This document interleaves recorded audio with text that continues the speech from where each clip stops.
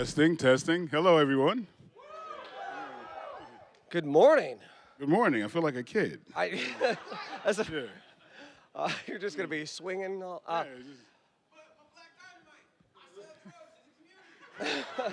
That's against the law. That's against the law. Yeah. All right. Well, yeah. Good morning.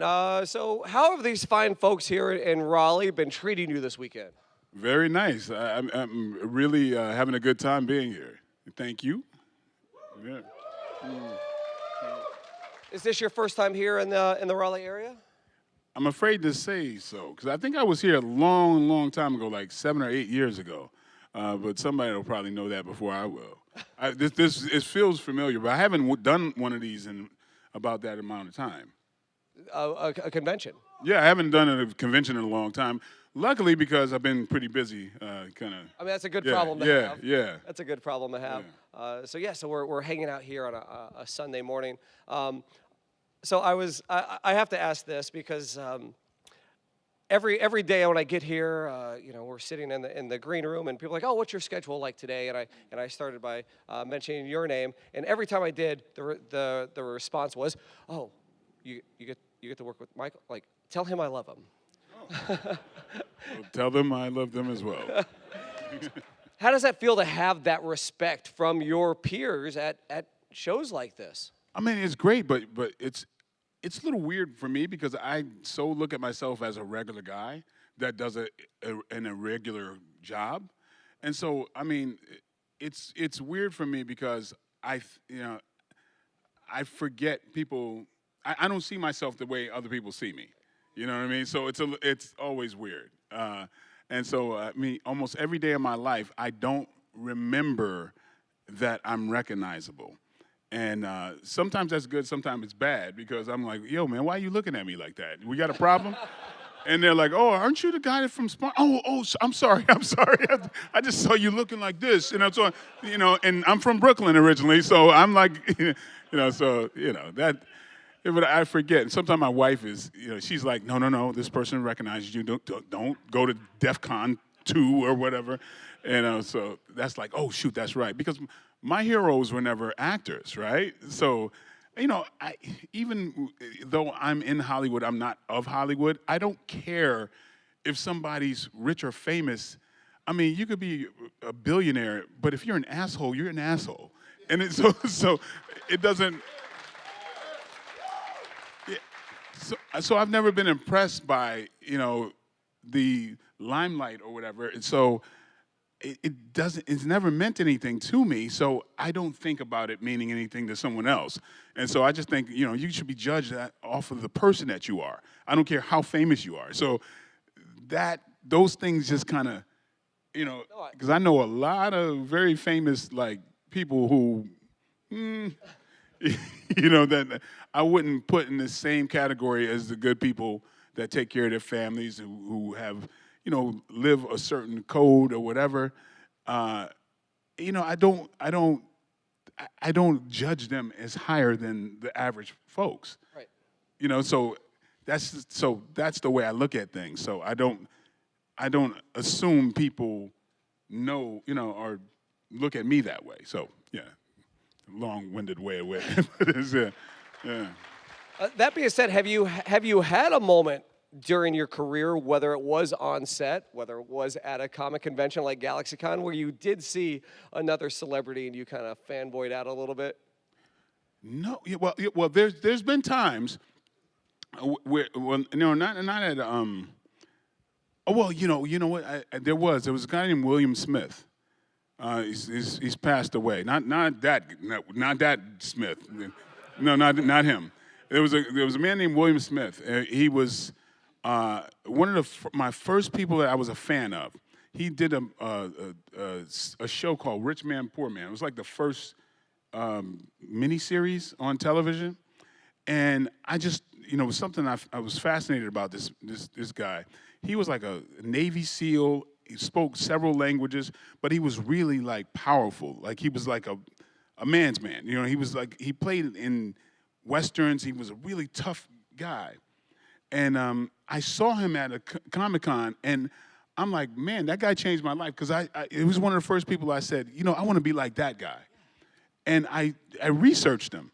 And I was like, this guy's not only a badass, but he's like super educated and he's really smart. And, you know, I saw him in movies with Clint Eastwood and things like that. And so I saw him at a table one time and I just sat there and fanned out like crazy. But like, because like I said before, I don't think about myself as a recognizable or celebrity. There's one time I was at an opening of some grand restaurant, and Dr. J, Julius Irving, was in the crowd, and he gets up and he's walking. I'm like, oh my God, there's Dr. J, and you know, and he's walking, and I'm like, oh shoot, I'm in his way, right? And I'm trying to weave through the crowd, and I'm making all these arcs, and it still seems like I'm in his way. I'm like, how am I still in this man's way? And I found out, and I wound up getting trapped against the wall, and he was coming to talk to me. and he goes, hey man, I'm a big fan. I'm like, you can see me? Like, I'm like, how's Dr. J talking to me? Like, I'm like, I don't think about him having a television or looking at me, a fan of me? You're a fan of me? So that blew my mind. I look like a total idiot, like, Yeah, so it's kind of a trip because, you know, that was like surreal for me. And I still have those times sometimes where I go, I like Sam Jackson met him in a Whole Foods. And we just started talking. I'm like, this is Sam Jackson, right? And like realized when he was talking, like we knew each other for a long time. And, you know, but it's, you know, I have those times. I go, wait, okay, I'm on television. That's right, darn it. Yeah. Speaking of badasses, I mean, I think we can all consider you to be a badass. I mean, how many black belts do you have, and how many different practices? Oh, I have 8 different black belts. Yeah. Make sure I don't say the wrong thing today. Oh, see, that's one of those things where, no, you're not in danger, but somebody who's trying to attack you is in danger, right? Because I'm the guy that keeps you safe. Right. You know, I'm not the threat. I keep down the threats. That's the way I look at it, you know? How have you found that martial arts has prepared you for acting? And on the flip side, you know, with martial arts where you are striking, and then in movies, you're not supposed to touch somebody. You know, has there been those moments where you're like, oh, I'm ready for this, and then fighting in movies is completely separate from what you've prepared for? Well, actually, to really illuminate it properly, martial arts, right? It's improved every aspect of my life because it's about discipline when it comes down to it, right? Now, there's a martial art, like say, called wushu. It's probably the hardest martial art to perform. And you got to get your body to do things. You have to train your body to do what your mind tells it. So with that aspect and overcoming obstacles, which is your biggest obstacle in life is going to be yourself, okay? That's the biggest contributor for martial arts. You're overcoming yourself. Now, people get distracted because of the violent part of it, and they think about the fighting part. Now, that's only one little aspect, okay? But it's about the will that you garner, right? It's like, and that will is the thing that makes you most dangerous. Not the technique, it's the will, okay? So that is the most important part. Now, in you know, doing films, and you're not supposed to hit someone, so you're supposed to control yourself, which is what a martial artist is supposed to be able to do. And so you control your tools, your body. And so a lot of these movies or a lot of these art forms like wushu, which is performance-based, not fighting-based, but it's performance-based. So I can lean on martial arts like that for movie making because it's about you doing, you know, what your body doing what your brain tells it to do. And so that's how it applies there. Not about, but then there's certain times where you have to emulate real fighting. Okay, so and then there's those fighting arts that are, a little bit over here, that's more brutality based and whatever. But it tends to kind of overshadow everything else about the martial arts, which is kind of sad. But just look at it as one small aspect of the martial arts. But, of course, it's a big entertaining aspect of it. But it's really about you overcoming yourself. Think about those belt levels, right? You have white belt and yellow belt or whatever it is. In life, it's all about overcoming your obstacles. So with martial arts, me becoming a director, a writer, producer, all those things is because I've already trained myself that I can overcome any obstacle that's set in front of me. So with that, you can accomplish anything. It's kind of like, I don't know, the closest thing to become a superhero if you really think about it. So I would encourage people to look at the martial arts for what it really is supposed to do and not make you some killer, which is not what I am, but of course anybody's capable of that, but it's about your will and intention, and it's supposed to make you into a balanced person. So that's what it should be. As a martial artist, that's what I want to impart to people, that it's a lot more than brutality. Would you like to answer some questions from some of our fans? Yes. Hello, what's your name? I'm Nick. I was wondering what it was like to work with John Leguizamo. Oh, John was a lot of fun. He was as fun as it looked like, but he was going through hell, literally. His skin broke out so bad from the makeup, and it made me not complain too much because mine didn't.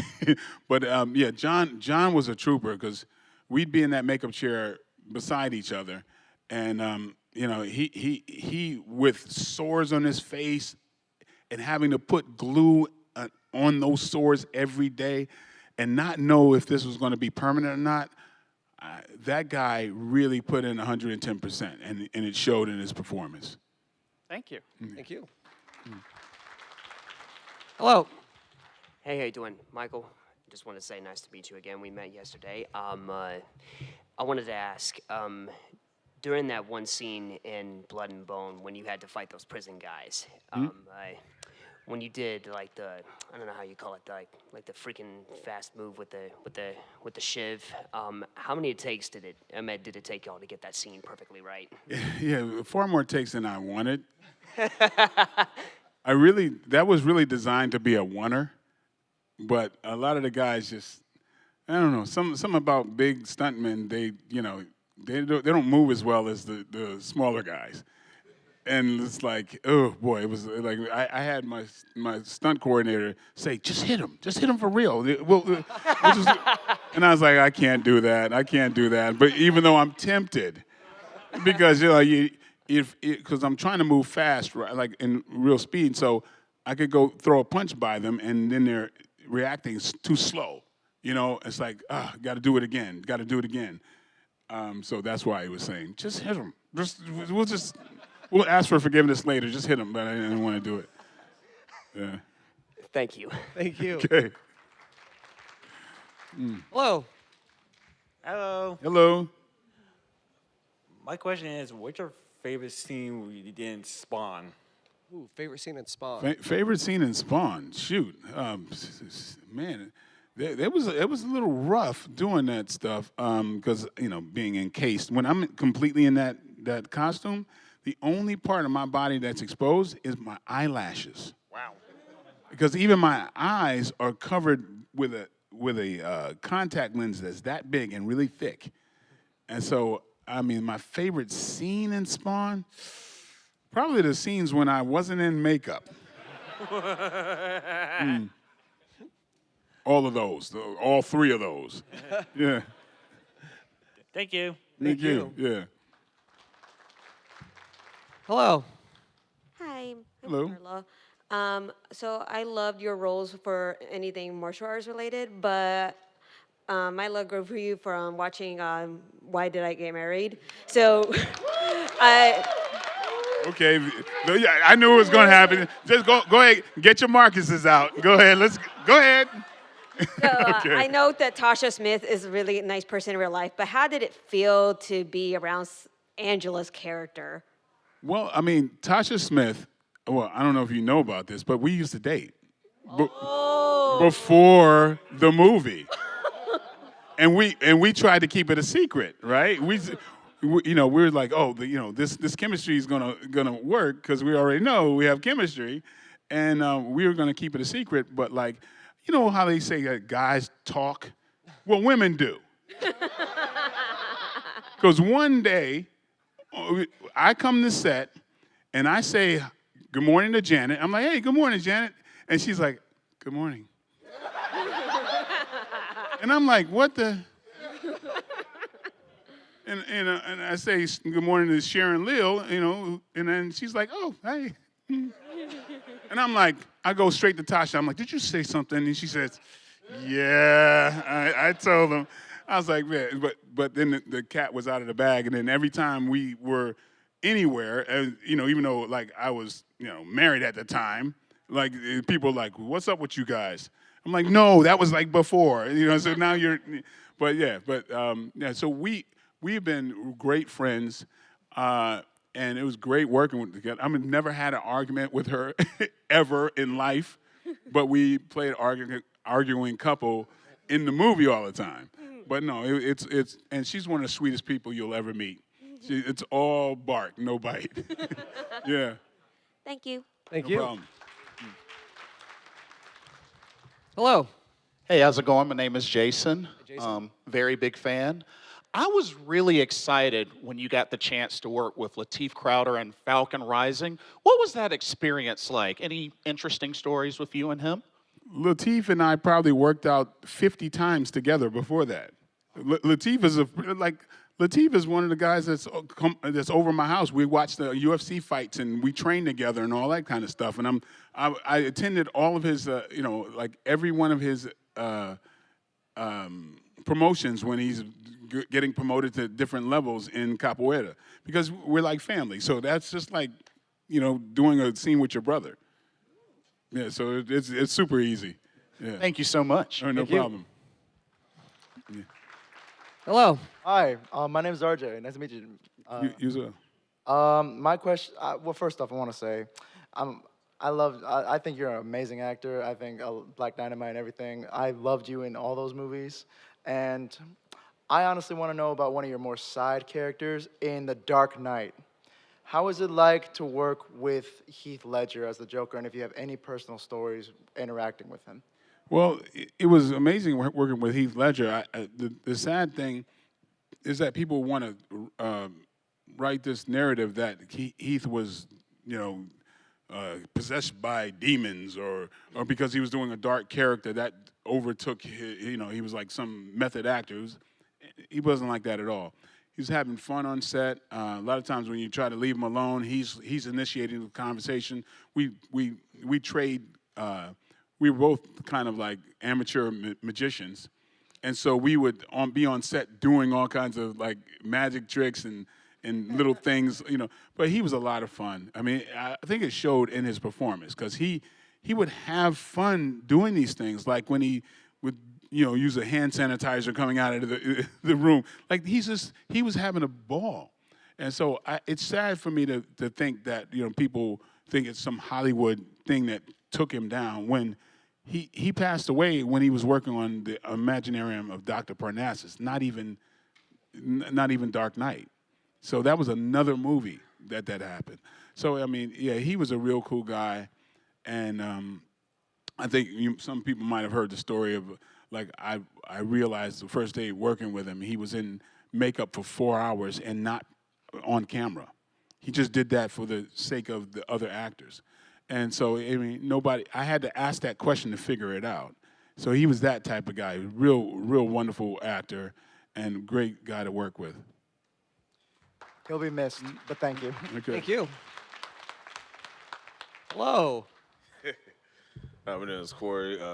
First thing I gotta say, I think we might be related. I got the same last name as you, and according to my dad, we might be related. I'm sorry, what'd you say? I said, I think we might be related. We got the same last name, and according to my dad, we might have some kin to each other. Oh, okay. Well, family reunion here. But my question is, like, you played a plethora of characters, like Spawn, Black Dynamite, Johnny Black, Bone. Of all the characters you played, which one is your favorite? It's got to be Black Dynamite. Yeah. Sweet.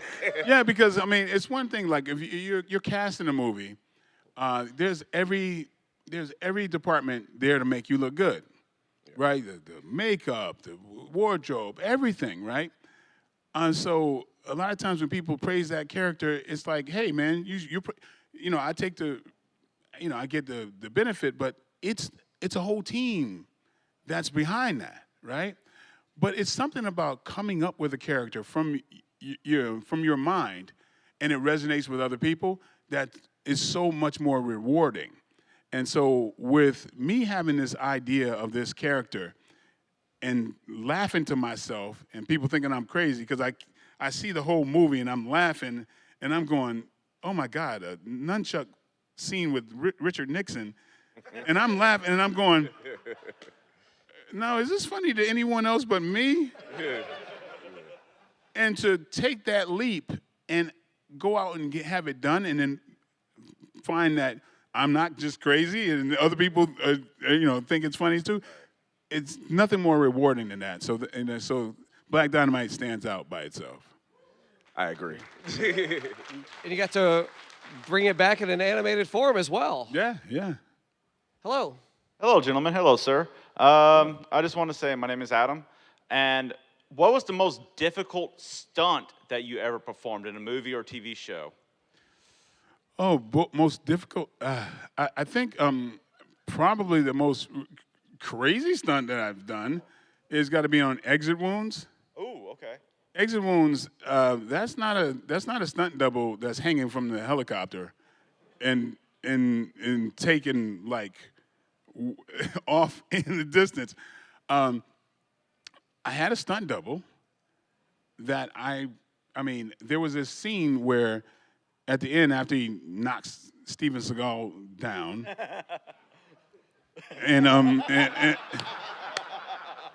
and climbs this rope ladder to this helicopter that takes him away. I saw the stunt double do it, and he runs out, and then those rope ladders, they swing, right? So he runs out really quick, and he goes.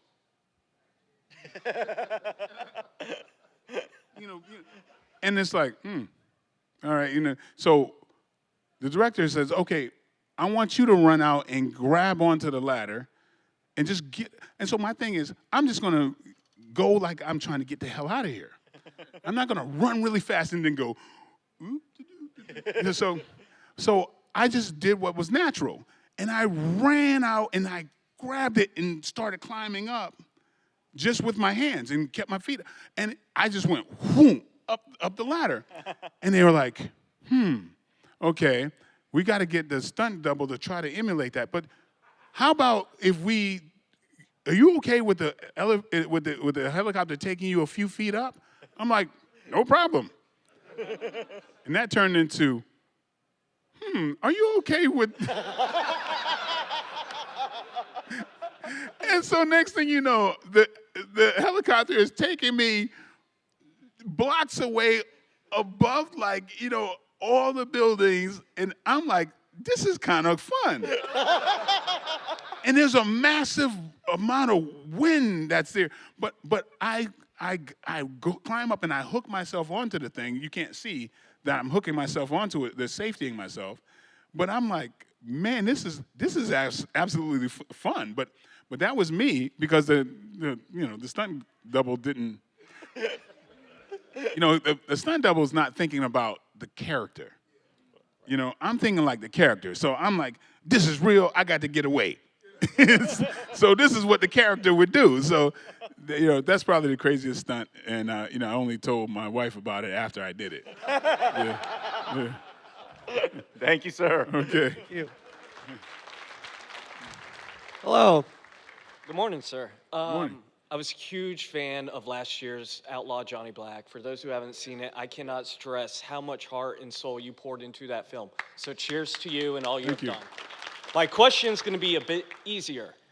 Since it was my favorite movie of last year, can you give us like 3 movies of this year that you are a huge fan of that we should maybe check out?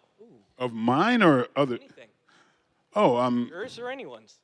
well, I mean, first of all, honestly, of any movie I've done, Outlaw Johnny Black is my favorite of everything I've done. Okay, I say Black Dynamite because it was a prerequisite to Outlaw Johnny Black. But what I did in Outlaw Johnny Black, it was the movie that I absolutely intended. And I love the fact that I did a movie that, one of my favorite stories is that we did a buyer screening in Hollywood. And a very powerful producer called me up the next day after the buyer screening and says, "Hey, Mike, I saw your movie. The very next day, I called my mother, and I hadn't spoken to my mother in 8 years. Your movie made me put things to rest, the tension between my mother and I. And it's because of the message of forgiveness and redemption in your movie.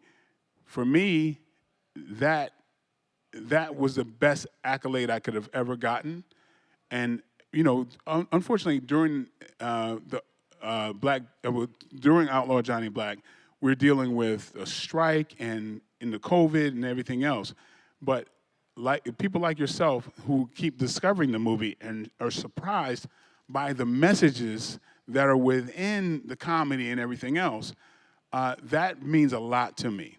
And you know, that's my favorite movie on several levels because I think it's something that so many people, once they look at it, they get so much out of it. So you know, that's that's one of the, it's a favorite of mine. But also, what is it? The Sound of Freedom. Yeah. That's one of my favorite movies of the last number of years. I love that movie. And those are the type of movies I want to be able to do. As far as action, I think that's a great action movie because of all of the layers in that movie.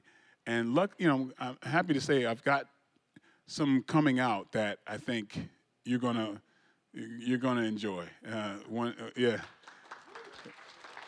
There's a movie I wrote and directed called Trouble Man, and the most recent movie that I just completed is the first full action movie done all on LED screen, and it's called Hostile Takeover.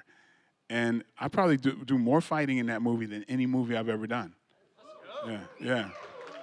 Thank you very much. Yeah, thank you. All right, so we got a little bit less than 15 minutes. I think we can try to get through as many as possible. Hello. Hey, how you doing? Me. Got a question. Were there any plans, or are there any plans to do any kind of Black Dynamite merch? Because I feel like it was a franchise that was like tailor-made for like action figures, Funko Pops, like Roscoe's Chili and Donuts pop-ups. I would love to do that. Unfortunately, like one of my partner in that, he's quite ill right now, and he's battling some things. So, but he and I have to put these things together. We were really talking about doing the sequel before he fell ill, and we hope that he's going to be better and we could kind of put these things on the table. But we really, a couple of years ago, we were trying to put Black Dynamite 2 together, which I'm really excited about because everybody who reads it says it's better than Black Dynamite 1. Wow, that's yeah. And the talent pool that are down to do it is tremendous. So let's put our just like cross our fingers and hopefully we'll be doing that sometime soon. Thank you. Yeah. Thank you. Hello. Hey, how you doing? This is a bit of a question and a prayer. Would you ever consider, if offered, to play the role of Blade or Black Panther? Oh, of course. Of course. I would have a conversation with my big brother, Wesley. who I talked to like 2 days ago.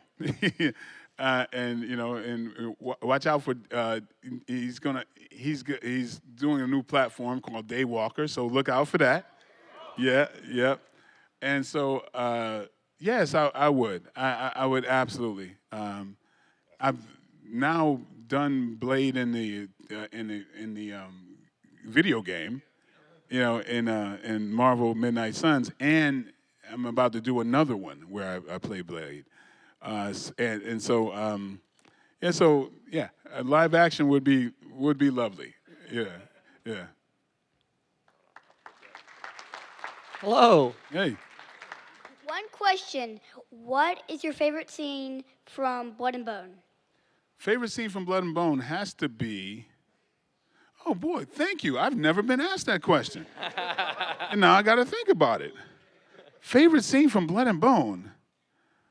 Boy, I guess the scene where I'm, fighting all the people in a row, and I end up, doing the kick at the end. Because I mean, the kick of the 4 people, it was done.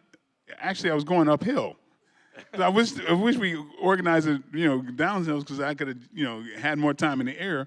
But I mean, it's one of these things where I feel like, okay, as long as I live, I can look back and go, well, yeah, that's me in Timberland boots, And so I feel like I love the fact that I can stamp certain things and put my mark on things, because I mean, like,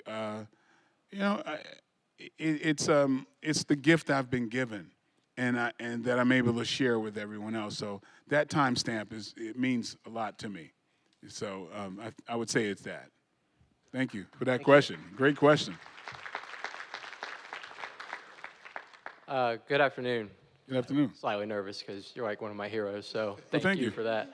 I have to ask, what was the auditioning like for Toxic Avenger 2 for you? Wow, what's funny, man?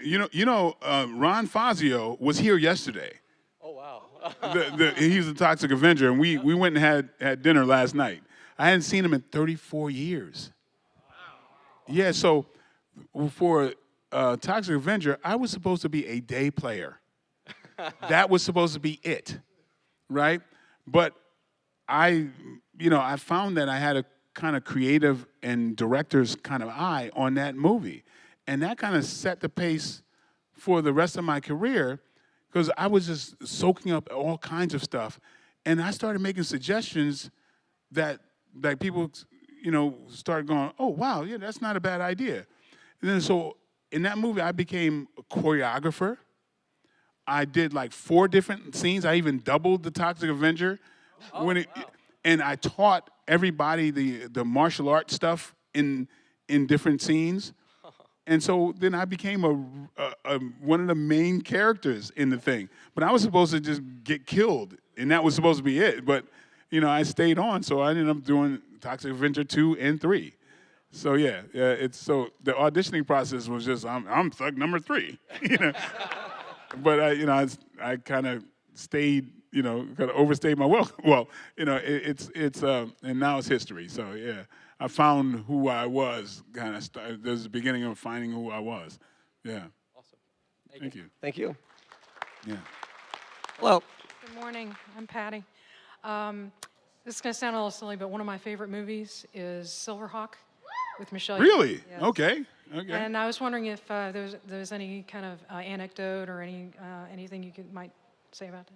Yeah, I mean, I was doing that movie. I really wanted to do movies in China because I wanted to learn how they went about it, and so that was Michelle Yeoh was the lead in that movie, and I learned so much on set, and it was a little, it was like they wanted me to wear that strange outfit, and I was like, okay, this looks strange to me. Is it look strange for everybody? Oh, then I was like, oh, but it was really interesting. I learned a lot about action on that set, and made a lot of connections and friendships that are still lasted to this day. And I'm so proud of Michelle and she's an Oscar winner now. She's doing this amazing work, and yes, and then the Li Bingbing, who I was partnered with, now she's one of the biggest actors in the world, you know. So yeah, that was an amazing opportunity. Yeah, thank you. So we got about 5 minutes left. So we'll try to do lightning round as possible. We'll get through this line. How you doing, Mr. Michael John? My name is Lamont. I got a ton of questions I will ask you, but I'm going to ask you a couple. I'm not going to ask a lot. Let's limit it to one. Be fair to everybody So else. my question was about Blood and Bone. Will you ever make a sequel to Blood and Bone? You're good because I mean that's in the works for this year. Yep. Yep. That's all. Okay. Thank you. All right. Hello. Hello, how are you? Good, and yourself? Doing pretty well, well. I want to know, is it too late to get you, Billy Blanks, and Wesley Snipes in one movie?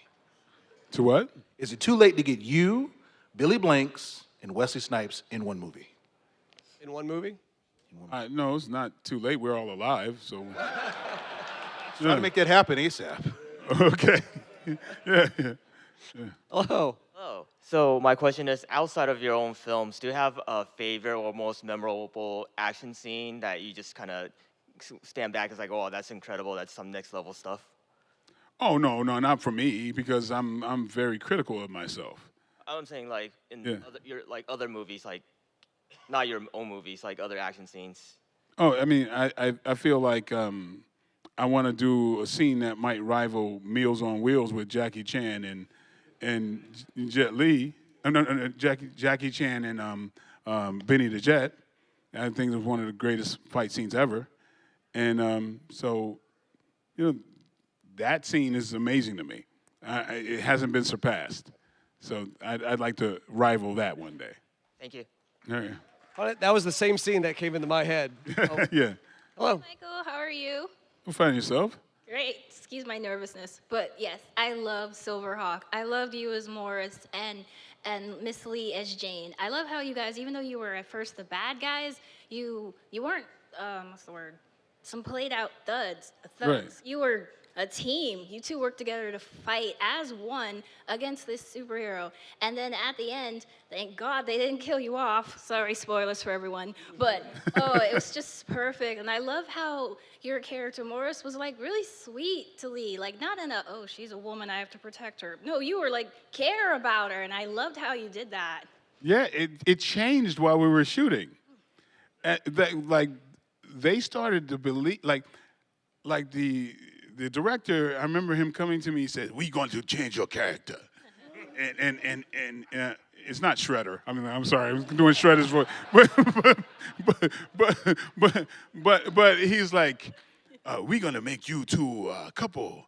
So when she get hit by the cops and you see that your baby is lying there," and I was really trying to keep a straight face. And he's like, "So, you know, you go to help your baby, and then you go, booyah, stop, and then you pick up your baby and you walk out." I'm like, so we beat up the cops, we're the bad guys, and we're in a fight, and I just say stop, and they all just let us walk out? Yeah, because see, we know, believe. But Michelle beat you because you big. And so you take your baby. I was like, in the actual scene, when I'm like walking out with her, I just say stop. We as the bad guys just walk out. I'm about to laugh. And I changed my laugh into a look of like affection for my baby. So I go like this. I'm like, this is so stupid. That really happened. They just changed it in the middle of filming and made us a couple instead of bad guys. Yeah, it was still good job for the director. He saw something. Yes. Thank you so much. Thank you. Okay. Hello. Hi, Michael. I'm Lee. Great to meet you. Thank you, too. for coming to see us all today. You and Spawn, you worked with the great Martin Sheen. And what was it like to work with him? I'm going to tell you this. I've said this my entire life. Martin Sheen is one of the greatest human beings I've ever met in my life. Wow. Not just as an actor, just as a human being. This is he's somebody I strive to be like. I followed Martin Sheen one time. I parked, when we were at Raleigh Studios, I parked my car after he parked his. He never saw me. I'm following him to our soundstage. Martin Sheen knew every name of everybody we encountered. People dumping the garbage, anybody. Wow. And he would speak to that. And this was only the second week of filming. That's the kind of guy Martin Sheen is. He knew, and not just their names, but he knew to have conversations. And I was just cloaking him behind him like, this guy is just, and everything I've ever seen about that person, he's inspirational to me. Every moment I've ever spent with him, I'm like, that is one of the coolest people I've ever met in my life. And so he's an example for me in life. So that's the answer to that. Till this day, I've never seen anybody cooler than Martin Sheen. Now I really want President Bartlett to be president. Yeah. Thank you so much. Hello. Hi, Michael. Hey, My how you name's doing? Good to see you again. Kyle. Yeah, I met you yesterday. Yes, you did. Yeah. My question is to you is, what's your definition of emotional content? Emotional content, not anger. Yeah. Right, yeah. Well, emotional content is keeping yourself under control, right? And anytime you do or say anything from an emotion, it's skewed one direction or the other. That's a great lesson for everybody, and that's something that the great Bruce Lee talked about. All right, is to be in control of your emotions. So I think that's a valuable lesson. And I actually taught my friend how to do it. I'm sorry? I taught my friend about that too. Oh, cool. Yeah, right. All right. Thank you. See you again. Okay. All right, so last question, real fast. I was wondering, what was it like to play Mike Tyson in the Tyson movie? Tyson. Where does that rank? Well, you know what? It was amazing because a lot of times people think I was playing Mike Tyson. I was really playing me. In a lot of ways, I was just playing me with a different voice, you know? But like, I swear, there were so many similarities between Mike Tyson's early life and my own that I thought it was just fortuitous that I would play him because we both were these man children. So I was doing in martial arts what he was doing in boxing, but on a much smaller level. But I got the feeling of how the world, especially in a male-dominated society, how they put so much praise on to pugilists, and the fact that here I was, this young guy, and people looked up to me. So that's kind of a trip for somebody so young to have that kind of power, right? So I'm glad I got through my phases a little easier than he did because he had the whole world looking in on his life. So it was crazy. And to have millions and millions of dollars is another distraction that I didn't have, thankfully. But yeah, it was amazing to play him, and I felt that I understood him because we were so similar. So, you know, that and now to know him and run into him all the time, and for him to actually embrace my portrayal of him is a great honor. Thank you. Thank you. Yeah. And thank you all for hanging out with us today.